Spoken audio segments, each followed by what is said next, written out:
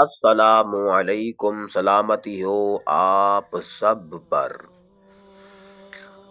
حضرت شبلی رحمۃ اللہ علیہ پر ایک مرتبہ عجیب کیفیت طاری تھی۔ اللہ تعالیٰ نے ان کے دل میں الہام فرمایا، شبلی کیا تو یہ چاہتا ہے کہ میں تیرے عیب لوگوں پر کھول کر ظاہر کر دوں تاکہ تجھے دنیا میں کوئی منہ لگانے والا نہ رہے۔ حضرت شبلی رحمۃ اللہ علیہ بھی محبت کی کیفیت میں تھے، لہٰذا جب یہ الہام ہوا تو اسی وقت اللہ رب العزت کے حضور کہنے لگے، یا اللہ کیا تو یہ چاہتا ہے کہ میں تیری رحمت کھول کھول کر لوگوں پر ظاہر کر دوں تاکہ تجھ کو دنیا میں سجدہ کرنے والا نہ رہے۔